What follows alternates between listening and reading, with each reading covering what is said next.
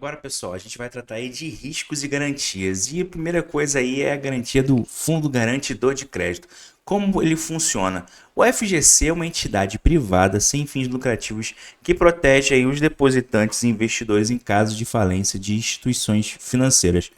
Ele garante um reembolso de depósitos e investimentos até um certo valor, proporcionando segurança aos investidores. A cobertura do FGC é de 250 mil por CPF e por instituição financeira limitado aí a R$ 1 milhão. Isso inclui a soma de todos os depósitos e investimentos realizados aí em uma mesma instituição, não importando o número de contas ou produtos. Quais são os produtos cobertos aí pelo FGC? São as contas correntes e as poupanças são considerados aí os depósitos à vista. Os depósitos a prazo aí que são considerados são os CDBs, os RDBs, que são recibos de depósitos bancários. RDB é muito comum aí no Nubank. E outros depósitos aí a prazo. Títulos de crédito são as LCIs, que são as letras de crédito imobiliário, e as LCAs, letras de crédito aí de agronegócio.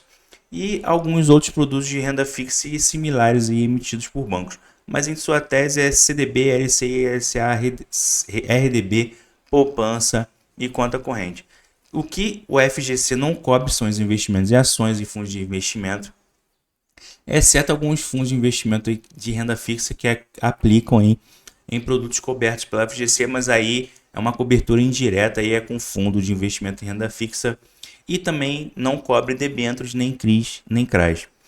Uma coisa a gente pode falar aqui de risco de crédito e liquidez, é a parte de risco de crédito, que é um risco de um emissor de um título que não pague os juros ou principal aí na data do vencimento. Esse risco varia aí conforme a saúde financeira do emissor. Agora, quem são os emissores aí? O primeiro emissor é o governo, que emite aí títulos públicos, como o caso do Tesouro Direto, tem menor risco de crédito, pois são garantidos aí pelo governo federal. Não é garantido pela FGC, não, é pelo próprio governo. No Brasil, o risco de crédito é considerado muito baixo, pois o governo tem um poder de arrecadar impostos e emitir moeda. O outro emissor são os bancos, que eles emitem CDBs, LCIs, LCAs, são emitidos aí por instituições financeiras que têm risco de crédito associado à liquidez, à solidez, no caso daquele banco emissor. Embora a FGC ofereça uma garantia, ainda é importante considerar aí a saúde financeira do banco. O outro emissor aqui são as empresas, que elas emitem debêntures, CRIs e CRAs, e têm risco de crédito aí mais elevado, pois dependem da capacidade financeira daquela empresa de pagar os juros e o principal. Tem empresas aí que a gente vê diversa, principalmente está acontecendo muito esse ano no agronegócio, está enfrentando muita dificuldade financeira, o que pode aumentar aí risco de calote, tá? Um risco aqui também que a gente tem é o risco de liquidez, que se refere à dificuldade de você vender aí o ativo rapidamente, sem causar aí uma grande variação no seu preço. Investimentos de renda fixa, isso significa que pode ser difícil vender seu título aí antes do vencimento sem perder valor, tá? Os emissores aí, no caso, para esse risco de liquidez, a gente tem um governo, geralmente tem boa liquidez aí no mercado secundário e permite que esses títulos sejam vendidos aí com muita facilidade.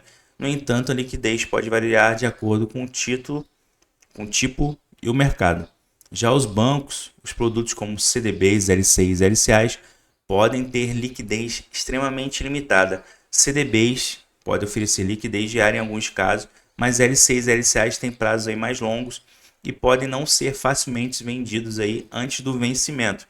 Já as empresas que emitem as debêntures, o CRIs e CRAs, têm a menor liquidez de todas, especialmente se forem empresas de menor conhecimento, pouco conhecida. A venda desses títulos aí no mercado secundário pode ser e é muito mais difícil e vai exigir muito desconto aí para você conseguir manter uma venda rápida, tá?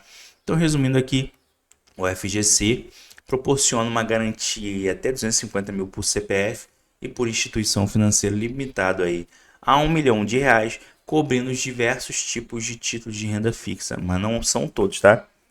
O risco de crédito aí varia conforme o emissor. Título do governo tem o menor risco, seguido por banco e depois empresas aí que possuem riscos mais elevados, tá?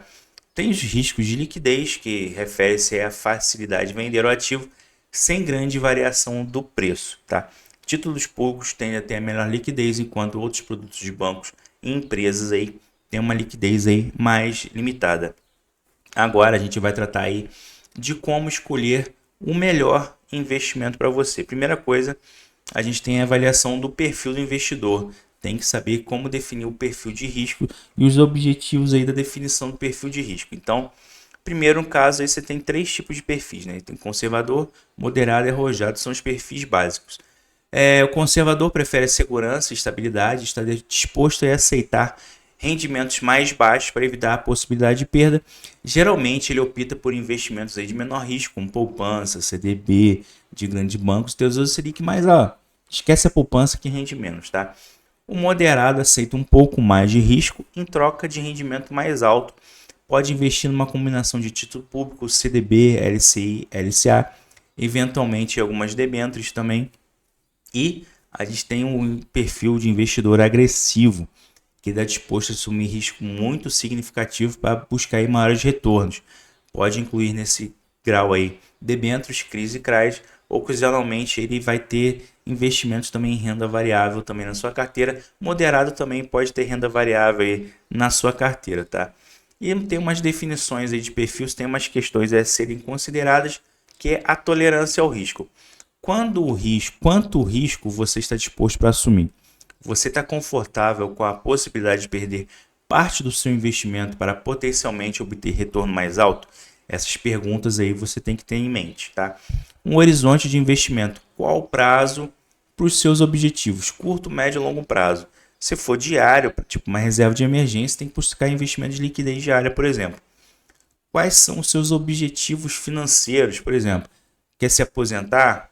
É comprar um imóvel? É para uma viagem? Então, isso aí tudo entra na avaliação.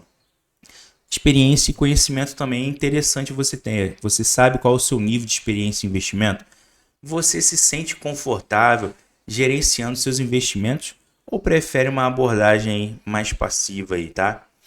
Uma diversificação e rebalanceamento. Você tem que ter, é importante revisar sempre os seus investimentos aí, tá? Então, diversificação, o que é? Na prática, é distribuir os investimentos entre diferentes tipos de ativos, como renda fixa, ações, FIIs, imóveis, outras coisas também. E isso serve para reduzir o risco total da sua carteira. A ideia é que, se o investimento tiver um desempenho ruim, outros possam compensar aí as perdas. Então, como você vai diversificar? Entre os tipos de investimento, você tem que combinar diferentes produtos de renda fixa, como Tesouro Selic, CDB, LCIs e até mesmo alguns produtos de renda variável aí. Entre os emissores, você vai diversificar entre diferentes tipos de emissores, governos, bancos, empresas, para minimizar um eventual impacto de calote ou algum problema específico aí, tá? E entre os setores, você pode ter investimentos como debêntures, CRIs, CRAs, considere diversificar aí diferentes setores, imobiliário, agronegócio, indústria também, por exemplo. Agora, eu vou tratar aqui do rebalanceamento. O que é o rebalanceamento, tá? Rebalanceamento é um processo aí de ajustar as suas carteiras de investimento para manter a alocação desejada conforme o perfil de risco aí e os seus objetivos financeiros. Isso pode envolver a venda de alguns ativos aí e compra de outros para manter a diversificação em uma proporção ideal para o seu risco, como falei lá, conservador, moderado e arriscado, tá? Agressivo. E quando que a gente vai rebalancear? Quando tiver, assim, por exemplo, mudanças no mercado, se tiver certos investimentos aí se valorizaram significativamente ou se desvalorizaram, pode ser necessário rebalancear para manter aí a proporção desejada na sua carteira. Mudança no seu perfil de risco também. Se a sua tolerância de risco ou objetivo financeiro mudou, você pode precisar ajustar a sua carteira também. E está tendo sempre ter uma periodicidade. Muitos investidores realizam aí o rebalanceamento na carteira anualmente ou semestralmente, mas a frequência pode variar aí conforme as suas necessidades ou aí também situação do mercado. Então, um pequeno resuminho aqui, ó.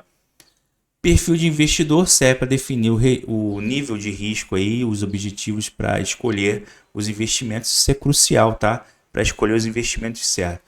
você tem que considerar aí a sua tolerância ao risco, horizonte de investimento e objetivos financeiros e também experiência.